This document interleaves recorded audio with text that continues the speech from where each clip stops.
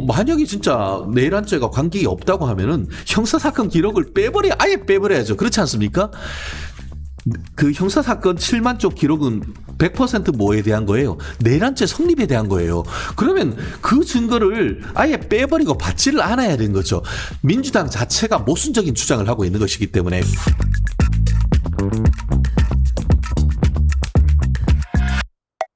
그 다음에는 이제 중요한 건 이거예요. 오케이. 구속은 취소됐어요. 하지만 뭐 공소가 취소된 것도 아니고 그냥 인신 구속의 상태에서 이제 자유의 몸이 좀 됐을 그렇죠. 뿐이다. 여전히 기소된 상태고요. 내란 우두머리죄의 혐의는 계속 받고 있는 상황입니다. 그러나 이거보다 더 중요한 거는 탄핵 심판이잖아요. 다 기일이 끝난 상태입니다. 그렇습니다. 기일이 다 끝난 상태에서 과연 탄핵 심판의 이 구속 취소가 영향을 미칠지에 대해서도 의견이 분분합니다. 그렇습니다. 예. 정파적 견해에 따라서 상당히 다른 결과가 나오죠. 결국 예. 민주당 같은 경우에 이재명 대표 스스로도 이번 같은 경우에는 구속 취소된 사유 중에서 사실은 하나만, 그러니까 구속기간 도과가 됐다라고 판단하는 것 자체가 잘못됐고, 그라고 지적을 하면서 결국 이것은 신문 종결된 이후에 있기 때문에 헌법재판소 결정에는 영향을 미치지 않을 것이다라고 얘기를 했고, 실제로 직후에 그 헌법재판소도 신문이 종결된 이후의 결정이기 때문에 영향을 미치지 않을 것이다라는 얘기는 공식적으로 하고 있습니다. 네, 뭐 하지만 공수처 기록은 오지도 그렇죠. 않았다. 하지만 네. 과연 그럴까요? 과연 그럴까요? 과연 그럴까요? 예. 저는 전혀 그렇지 않을 것이다라고 생각을 합니다. 굉장히 큰 영향이 미치지 않을 수가 없는 것이죠. 왜 그러냐? 그것은 그 헌법재판소법 50조 규정을 통해서도 알 수 있습니다. 헌법재판소 50조가 뭡니까? 탄핵 사유와 동일한 사유로 형사재판이 진행될 경우 그 결과를 볼 때까지 탄핵 절차를 중지할 수 있다라고 돼 있지 않습니까? 왜 그렇죠? 탄핵은 물론 파면하는 것이긴 합니다만 탄핵 결정과 형사 결정이 달라지면은 사법부의 권위는 어디로 날아갑니까? 안드로메다로 갑니까? 빅뱅 이전으로 갑니까? 그렇기 때문에 형사재판이 있을 경우에는 형사재판 결과의 유무죄에 따라 탄핵의 어떤 결정이 굉장히 중요한 영향을 미칠 수 있는 것 아니겠습니까? 그리고 형사재판에서의 증거 채택과 관련해서 증거로 쓸 수 없다, 위법수집 증거로 배제된다, 이런 부분들이 탄핵 절차에도 굉장히 중요한 영향을 미칠 수밖에 없기 때문에 그 헌법재판소법 50조의 형사재판과 동일한 사유면은 정지할 수 있다.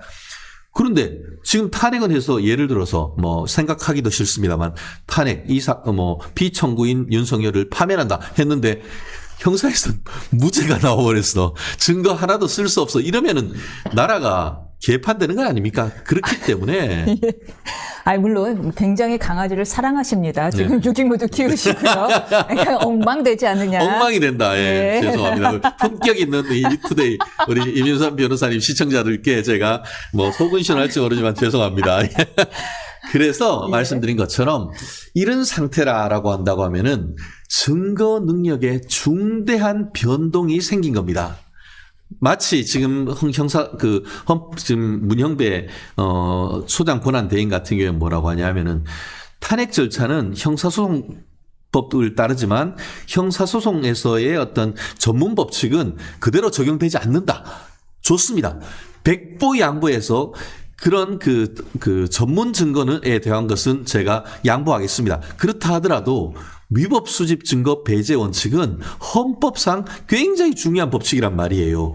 말씀드린 것처럼 체포 자체가 불법이 있고 그리고 구속 기소해서 넘긴 자체에서도 보면 관할이 없는 데서 수사를 했던 그런 부분이 있다고 하면은 적어도 공수처에서 수사하고 압수수색해가지고 가지고 왔던 그런 증거들 같은 경우에는 증거 능력이 없다는 것이 명백해진 것이죠. 그러면은 증거 능력이 있다고 판단을 했다가 그 이후에 법원으로부터 실질적으로 증거 능력이 없다라는 판단을 받은 판결이 나왔다고 하면은 그 판결을 취지를 존중해야 되는 건 아니겠습니까? 법원의 판단.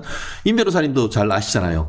유무죄 확정된 형사 판결은 민사 사건에서 특별한 사정이 없으면 그 사건대로 인정을 하고 있는 것이 법원의 판결이잖아요. 그만큼 다른 법원의 판결을 존중해야 되는 건 아니겠습니까? 그런데 반론이 있습니다. 이런 반론도 가능할 것 같아요. 내란죄는 어차피 근데 탄핵 심판에서 빠졌잖아요. 그런데 왜 내란죄를 볼 때까지 탄핵 심판심을 중지시켜야 되느냐, 이건 아니다. 어차피 내란죄 빠져 있는데. 네네. 빠진다고 해서 빠졌습니까? 뭐 이재명 대표 박근혜 대통령을 존경한다고 했더니만 진짜 존경하느냐. 내란죄가 빠졌다고 해놓고 왜 지난번에 헌법재판소 법정에서 탄핵소추단 그러니까 민주당 율사들은 처음부터 끝까지 대부분 7, 80%를 결국은 내란죄와 관련된 변론을 하죠. 말이 안 되잖아요. 내란죄는 뺐다고 하면서 내란에 관해서 지금까지 계속 변론을 하고 있잖아요. 그럼 실질적으로 그거를 빼버려야죠. 말은 뺐다라고 하지만 뺐는지 안 뺐는지도 사실 모르게 얘기를 하고 있고 실제로 윤석열 대통령 변호인단 같은 경우에도 내란죄 불성립 에 대해서 아주 굉장히 많은 얘기를 하고 있었고, 최종적으로 윤석열 대통령도 당일, 저녁 7시부터 9시 정도까지 77장, A4 용지 77장에 대한, 자기 변론서, 최종 진술서 같은 경우에도 내란이 성립되지 않는다. 그리고 또, 그런 비상계엄의 정당성, 비상계엄이 정당하면 내란이 성립되지 않는 거거든요. 그렇기 때문에 그런 부분에 있어가지고는 만약에 진짜 내란죄가 관계가 없다고 하면은 형사사건 기록을 아예 빼버려야죠. 그렇지 않습니까? 그 형사사건 7만 쪽 기록은 100% 뭐에 대한 거예요? 내란죄 성립에 대한 거예요. 그러면 그 증거를 아예 빼버리고 받지를 않아야 되는 거죠. 민주당 자체가 모순적인 주장을 하고 있는 것이기 때문에 그런 부분은 있을 수 없는 사실상 터무니없는 일방적 주장에 불과하다고 봅니다.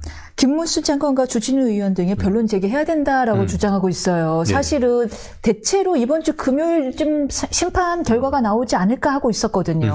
어떻게 보시나요? 변론 제기 가능할까요? 저도 구속 취소가 되면서 증거 능력과 관련되는 중대한 변동이 있었기 때문에 변론 재개를 해야 된다라는 의견을 지금까지 밝혔습니다. 네. 근데 제가 주말 동안 좀 곰곰이 좀 생각을 해봤습니다. 왜냐하면은 마흔역이란 변수가 있기 때문입니다. 만약에 변론 재개를 할 경우에는 민주당으로서는 바로 그래 변론 재개하는 마당에 마흔역 빨리 임명을 해서 그참에? 9명 상태에서 판결을 받도록 해야 된다라는 논란이 있을 수가 있고 그렇겠네요. 그런 중대한 변수가 있기 때문에 만약에 그런 변수가 없었다고 하면은 윤 대통령 변호인단이 바로 구속 취소 직후에 변론 재개 신청서를 넣었을 가능성이 클 겁니다. 저는 지난주에 즉각적으로는 이번 주에 두 가지 헌법재판소에 중대한 결정이 있을 것이다.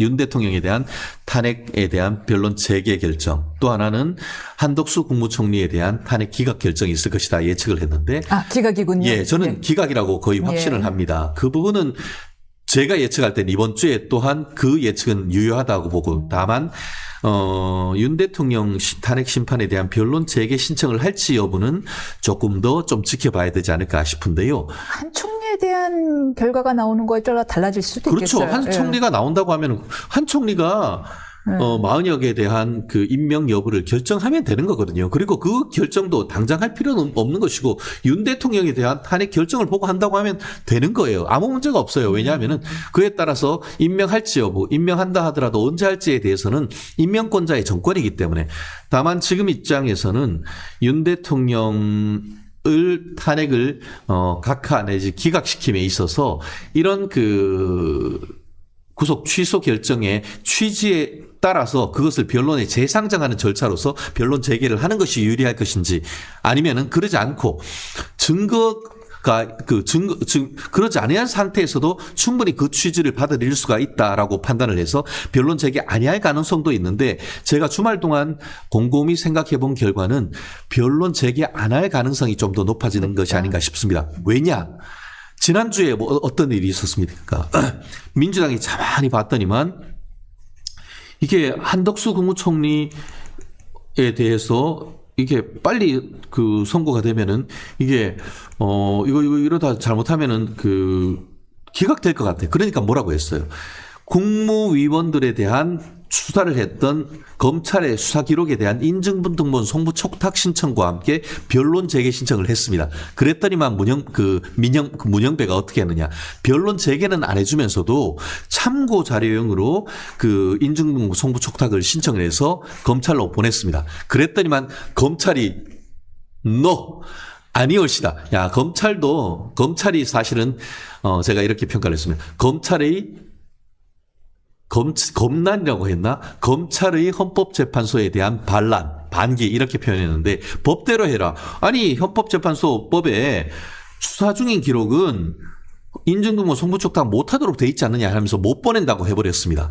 그래서 민주당이 침대 축구에서 그 한덕수 국무총리의 어떤 심리를 무한 지연시키려고 했는데 그 전략이 무의로 돌아갔죠.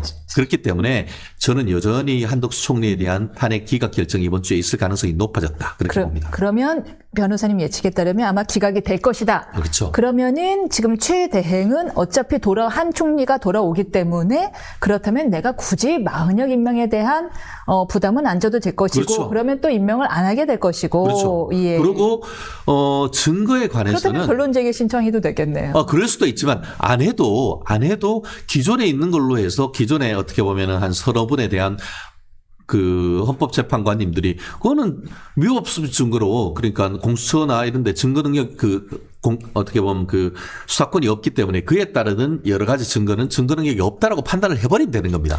사실 이번 25부 지부장판사의 그 판결 때문에 약간 헌재 재판관들도 여론에 밀리다가 다시금 절차법의 중요성에 대해서 각성했을 가능성도 있어요. 그렇죠. 충분히 예, 있죠. 예. 예. 그리고 지난번 3.1절에 있었던 여의도 대첩, 광화문 대첩 이 부분이 사실 서울중앙지방법원 담당 재판장님뿐만 아니고 헌법재판관님들한테도 상당히 큰 심리적 어떻게 보면 정서적 영향이 있을 것이라고 예측합니다.